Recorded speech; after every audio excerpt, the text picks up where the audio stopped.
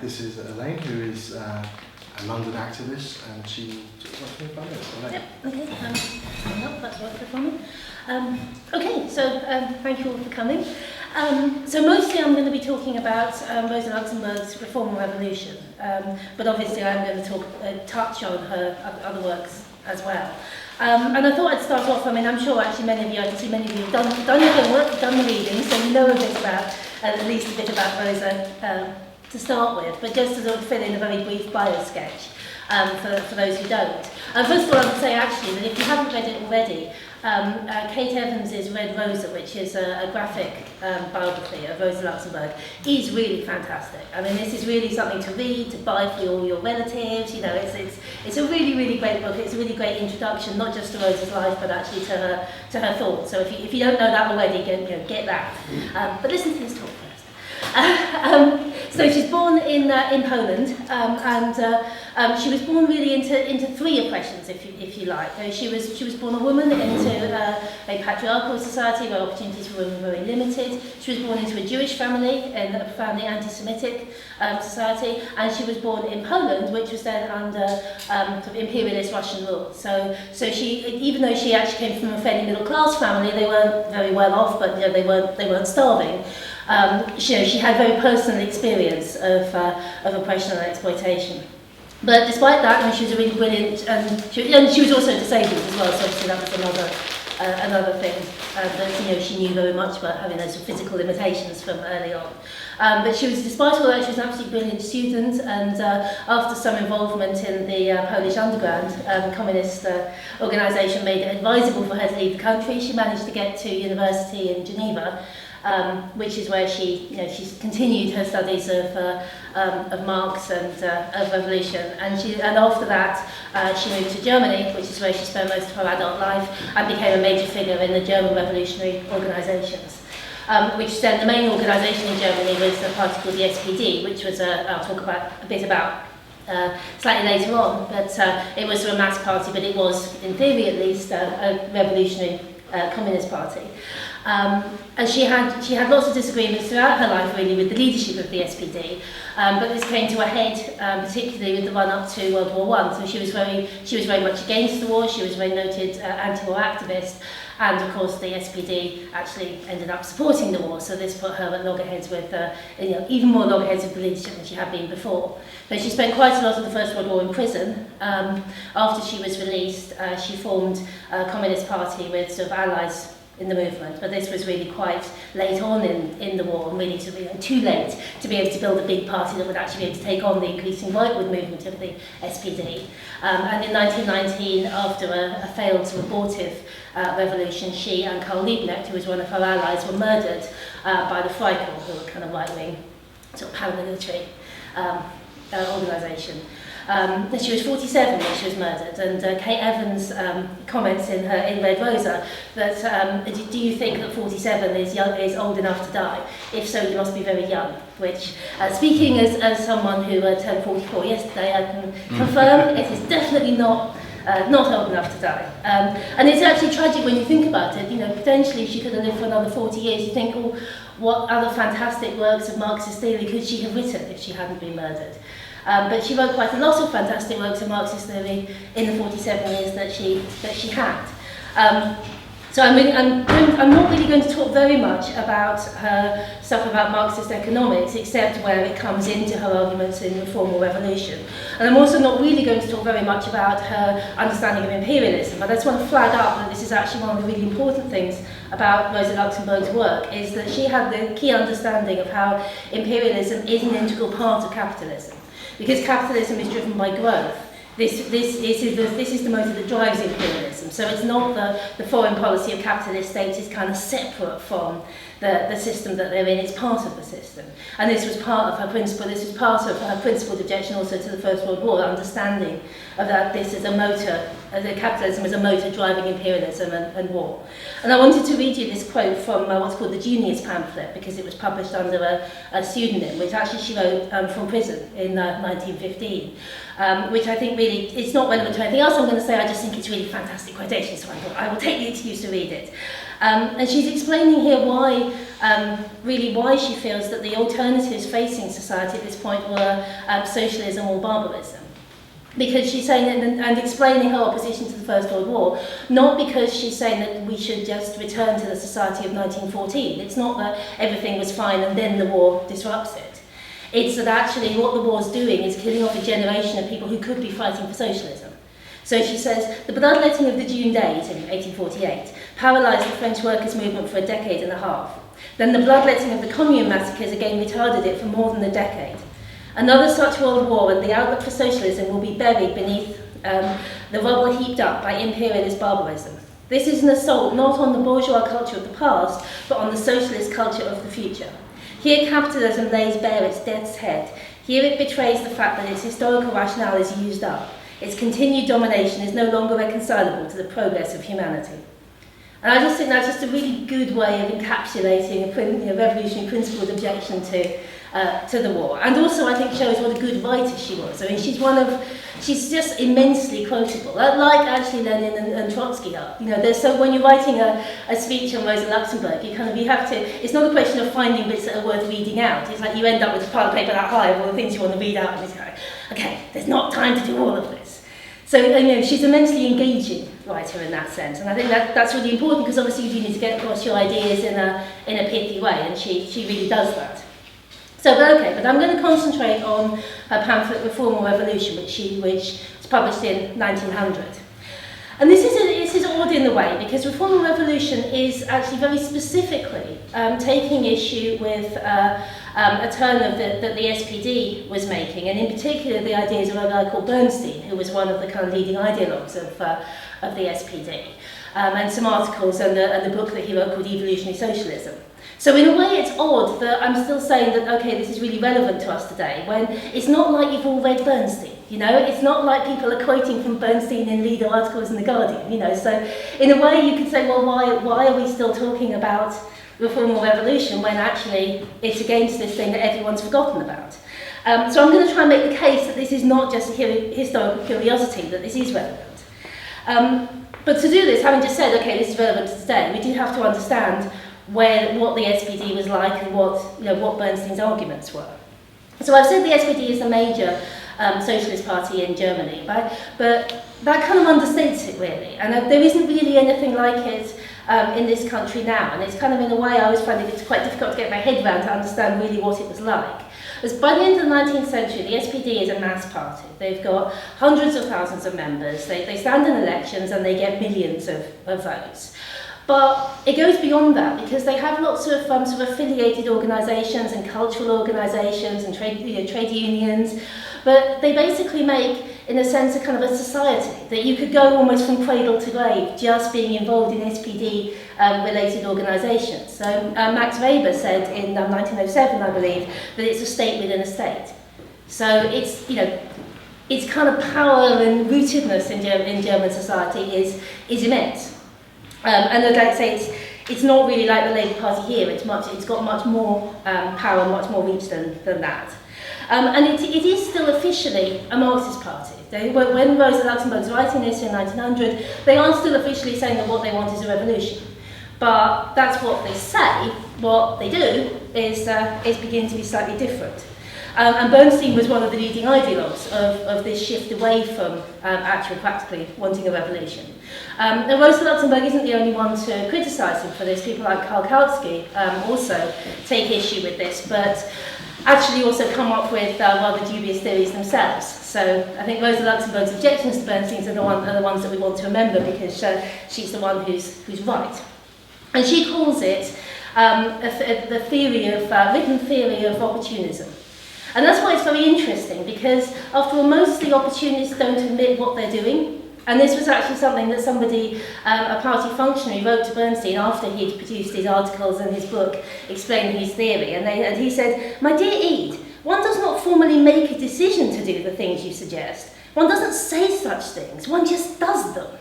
So you can imagine this is a kind of, in a sense, it's easy to see this as almost like a Blairite shift within the Labour Party, that you don't admit that you're doing it, you just do it. And actually, when you start coming right out with it, then this is slightly more controversial. So what was Bernstein actually saying? Well, briefly, he's not completely, he thinks he's not completely departing from Marxism. What he says he's doing is he's saving Marx, or the more mature Marx, from revolutionary ideas which Marx got wrong, he says. He says that every time that Marx says that you have to have a revolution, that's because he's infected with Blanquism, and he needs to be rescued from Blanquism. Okay, so what's Blanquism, I hear you say? So Auguste Blanqui was a 19th century French revolutionary socialist who, to be honest, I was trying to think of a polite way of summing up for you what Blanqui was like, and I can really only come up with ultra-left nutcase, because he is one of those people who you see on demos going, yeah, let's storm Downing Street right now. It's like, really, mate? So I mean, he spends his career declaring a revolution with a small group of comrades at the wrong moment, getting arrested, and then actually missing the revolutionary moment because he's in prison, because he was arrested, because he was an ultra-left idiot. Is the best way of summing it up. But he actually thinks that the way that revolution will happen is that you have a small group of select secret comrades who are prepared to be really violent, and they will make revolution for the proletariat. And they will establish a dictatorship, temporarily, mind, only temporarily, which will make the revolution happen and get rid of capitalism and so on, and then they will hand things over to the proletariat at some unspecified future date. So he is an idiot. But Marx, in the First International, did indeed sort of block with not Blanqui himself, but followers of Blanqui, because they both agreed that the anarchists were really irresponsible and they needed to defeat the anarchists. Which, as an aside, how irresponsible do you have to be to have Blanquists going, come on, what's so far? It tells you how appalling the anarchists could be in the First International, I think. But anyway, so Bernstein, of course, disagrees with violent revolution and so on. And so he says that Marx has just been listening to Blanquists too much. So you have to disregard everything that Marx says about revolution. What Bernstein says is that, okay, Marx understands quite a lot of things about capitalism, but what he gets wrong is that there's going to be a crisis for capitalism, and therefore that you need to have, or that you could have, a revolution. What Bernstein says is that what you can do actually is you can evolve capitalism into socialism. Through small reforms and small changes and legislative changes which involve electing senior members of the SPD to the Reichstag and so on, actually you can just reform capitalism out of existence. And really that this will happen pretty much automatically. You know, it helps if you elect people in the SPD like Bernstein, you know, this is good, but really this will kind of happen anyway. This is an evolutionary process that will just happen. You don't really have to do an awful lot about it, is Bernstein's basic position. So you certainly don't have to be a revolutionary socialist, because you don't have a revolution and you can't have a revolution, is his position. And the reason why this is opportunist is that if you think about what's happening in the SPD, they are becoming really part of the existing elites in society. You know, and this is what happen. You know, this is what can happen when people get high positions in trade unions, when they get elected to ruling bodies. You know, they start to like this. So this is a theory that justifies the pursuit of that power within the existing system. Because you don't have to overthrow the existing system. You can carry on having a nice salary and your nice comfortable position, and actually, but even by doing that, you are evolving, helping society evolve from capitalism to socialism. So that's all fine. So these ideas were very attractive, actually, to a kind of an increasing layer of bureaucracy within the SPD, because it's a justification for actually what's happening anyway, and it's a way of bridging the difference between what they're supposed to believe in and actually what they want to do in their day-to-day lives. There's a letter that Rosa Luxemburg wrote in 1907, and she said, the masses, and still more the great mass of comrades, are inwardly tired of parliamentarianism, I feel. They would joyously welcome a fresh breeze in party tactics. However, the old experts, and even more the upper stratum of opportunist editors, deputies and trade union leaders, are a dead weight. So I think she very clearly understood how this sort of bureaucratization in the SPD had happened, and this is where Bernstein's thinking was coming from.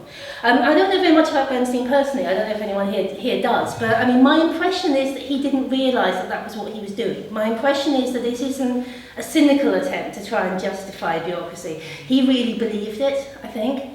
But if anyone knows anything about him personally, I'd be interested to hear more about that, because I think in a way he's obviously quite deluded, but he's obviously quite an interesting chap in many ways, I think.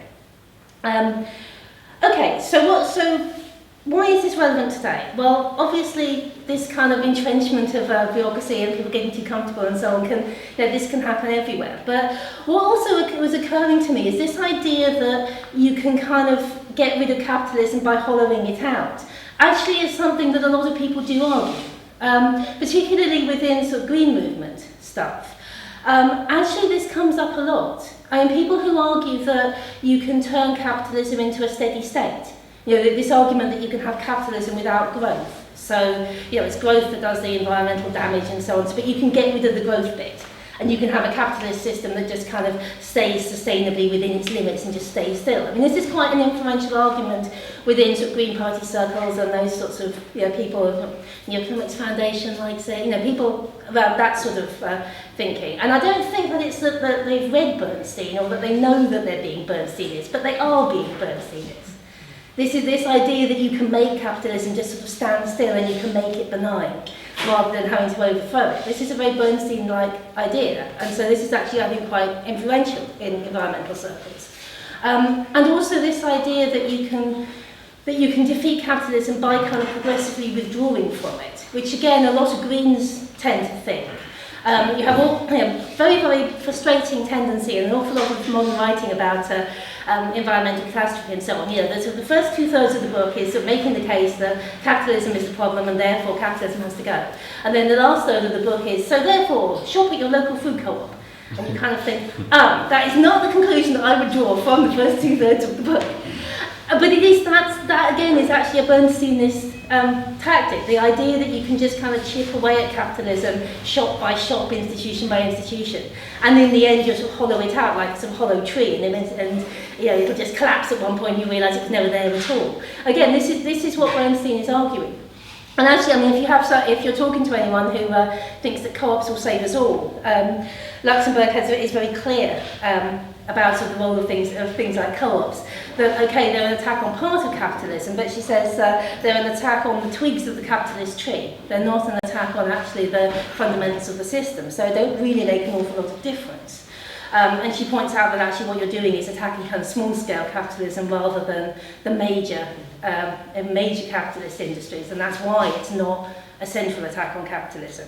I mean, she comments that we are up against a world system, and by this kind of idea that you can hollow capitalism out co-op by co-op, what you're doing is arguing that the highly developed, widespread capitalism of our time is expected to fall back to the merchant economy of the Middle Ages, which clearly is not going to happen.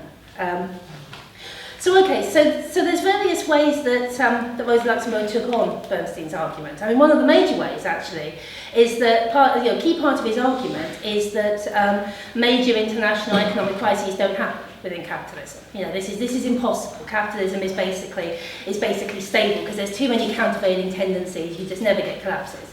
So she lists all the collapses that there have been and all the major international crises that there have been to show that actually no, this idea that this doesn't happen is rubbish. And he has two particular mechanisms: the existence of credit and the existence of cartels, like supermarkets getting together to fix prices, that sort of thing. That he says are the countervailing tendencies, which means that the collapse, economic collapse will never happen. And she points out, no, this is complete rubbish. This really doesn't make any sense at all. And the thing is that this often happens, I think, with people trying to argue against Marxist economic theories. That they say that because there's countervailing tendencies, this means that Marx is wrong. This comes up a lot with arguments about whether there's a tendency of the rate of profit to decline, that people will say, it doesn't always decline, sometimes there are other mechanisms to mean it doesn't, that means it doesn't exist. And like, well, no, I mean, Marx always points out that there are countervailing tendencies. It's not the case that capitalism is always in permanent collapse. Of course, there are mechanisms which mean it doesn't collapse all the time, but the tendency is towards crisis, and the tendency, therefore, is towards a collapse. Which is why you have the historic role of the proletariat that will be able to usher in socialism. This is the whole point. So Bernstein is really kind of reducing Marx to a very simplistic understanding so that he can argue against it. It's kind of a straw man argument, really. And what Rosa Luxemburg points out is that you can't actually be a socialist and take this view. You can't say that, okay, you can have evolutionary socialism, because an integral part of socialism is understanding that capitalism is a system that lurches from crisis to crisis, and understanding the role of the proletariat in overthrowing capitalism. So she says, either the socialist transformation is, as was admitted up to now, the consequence of the internal contradictions of capitalism, or the means of adaptation will really stop the collapse of the capitalist system and therefore enable capitalism to maintain itself by suppressing its own contradictions. In that case, socialism ceases to be a historic necessity. It then becomes anything you want to call it, but it's no longer the result of the material development of society. So she's pointing out, you can't say you're a socialist and argue what Bernstein's arguing, which is what he was trying to do. And she's very funny, actually mocking this kind of incremental idea that you can you can kind of kill off capitalism with 1,000 cuts. She says it's like proposing to change the sea of capitalist bitterness into a sea of socialist sweetness by progressively pouring into it a bottle of socialist reformist lemonade. Which I think is fantastic. So I'm going to remember that and say that to people when I'm into the climate change meetings. That's just social reformist lemonade, and they'll all go, huh? It'll be fun. Okay, so that's kind of the sort of, the economic side, in a sense, the way that Bernstein is misunderstanding the nature of capitalism. But there's another side, which is really what he's understanding reform to be. Because what Bernstein is saying is that the reforms are the point. This is how, in the end, you turn capitalism into socialism, is by not actually doing very aggressive fighting, but by being on the municipal council and getting better ordinances for street lighting. For Bernstein, that's not just something that you do because you want a platform to fight for socialism. That is fighting for socialism. Whereas for Rosa Luxemburg, very clearly, it's not that we're not interested in fighting for reforms, but that fighting for reforms is the way that you build the organisation to fight for the revolution. So, I think that it's very clear that often there is a tendency to make a very hard separation between the two. I was reading recently Kathy Porter's biography of Alexander Kollontai, and at one point there Kollontai sort of first meets a reformist. And she's like, oh, he's a reformist. And then he says sensible things about the reforms that they're fighting for in a particular factory. And she's amazed, like, oh, that actually sounds like quite a good idea. Because she was thinking that actually, reformists are absolutely appalling and evil and you can't have anything to do with them at all. Because she was, I think from sort of Menshevik side, she was very much of the impression that there's a kind of very hard dividing line between revolutionaries and reformists and never the twain shall meet. So, Rosa Luxemburg obviously has a very clear understanding that revolutionaries need to be the best fighters for reforms, but the reforms are the vehicle of the class struggle, they're not the point. So what she says is that it's not true that socialism will arise automatically from the daily struggle of the working class.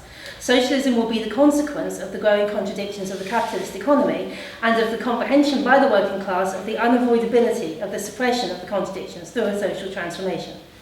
So, you can't get rid of capitalism just reform by reform, but it's part of how you build the movement, is what she says. So I'm aware that I could have gone on for a bit. The one last thing I want to say about Rosa Luxemburg's attitude to reforms is a really wonderful quotation, which again I think everyone should repeat at every possible moment. That the understanding of how reform and revolution relates, it's not like picking from different types of hot sausage at the counter. It's understanding that reforms are the way that we prosecute the class, fighting for reforms are the way that we prosecute the class struggle, they're not the point. But I think every time you make a contribution to political agency, it's not like choosing hot sausage at the counter. I think that would really get done very well, I think. So, I do just want to touch on one other issue, which I think is important to talk about when we talk about Rosa Luxemburg, because often when you talk about Rosa Luxemburg, there's a kind of an idea that if you're a Leninist, actually you have to kind of disagree with her. There's a whole sort of argument that she had fundamental disagreements with Lenin, that she didn't agree with sort of Bolshevik organisation, she thought it was too top-down, and that she thought that there was going to be a spontaneous revolution, and therefore you didn't have to organise for it, it would just kind of happen. So I have to admit, before I did any, long time ago, before I really did any reading about it, that's what I thought that was Rosa Luxemburg. I was like, oh, Rosa Luxemburg. So this is kind of something that gets talked about. So I didn't want to make it the whole focus of my talk, but it's worth just going over that this is not true. Basically, this is really comes out of one pamphlet that she wrote in 1904, again, where she does actually criticise the Bolsheviks and she criticises top-down leadership. But this was probably because she had, at this point, she hadn't read Lenin's What is to be Done. But what she knew about what was happening in Russia at that point was from the accounts that people who had gone from Germany to Russia and had come back and were themselves very anti-Leninist. So she was arguing really against, again, a kind of a straw man position. She was arguing against things that Lenin hadn't actually said or written, that he hadn't actually argued, but that people who really disliked Lenin had come back to Germany and had said, this is Lenin's position, isn't it awful? So partly that's a pamphlet that's kind of based on a misunderstanding. But it's also, I think, based on the criticisms of top-down leadership. I think she's talking about the SPD here. She's talking about people like Bernstein. She's using accounts of what was happening in Russia at that point as a way of addressing issues within the German party, which, it's fair enough, really. I don't think we have to hold candle for the leadership of the SPD. So I don't think that means that she's actually disagreeing with Lenin fundamentally. And she certainly doesn't think that the revolution would just happen spontaneously. So I'm going to leave you really with a quotation from The Mass Strike, which is her pamphlet wrote in 1906, which was inspired by the 1905 Russian Revolution and what she saw there. Because I think it's perfectly judged understanding of the balance between whether the revolution is just going to happen, whether we can make it happen whenever we want, what the role of revolutionaries in the movement. So, excuse me, it's a little long, but bear with me. So she says, the Social Democrats are the most enlightened, most class-conscious vanguard of the proletariat. They cannot and dare not wait in a fatalist fashion with folded arms for the advent of the revolutionary situation, to wait for that which in every spontaneous popular movement falls from the clouds. On the contrary, they must know, as always, hasten the development of things and endeavour to accelerate events. This they cannot do, however, by suddenly issuing the slogan for a mass strike at random at any odd moment. But first and foremost, by making clear to the widest layers of the proletariat the inevitable advent of this revolutionary period, the inner social factors making it, and the political consequences of it. So I think really, if all I knew about Rosa Luxemburg was that paragraph, then I would be, no, I'm a Luxemburgist, Rosa Luxemburg is right. I think that's just absolutely perfectly judged. So I think if you're talking to anyone about Rosa Luxemburg and they say, oh, well, she didn't agree with Lenin, then just tell them that and then slap them around the head, basically. Because I think she's a great theorist and a great writer and she deserves to be studied and remembered. Thank you.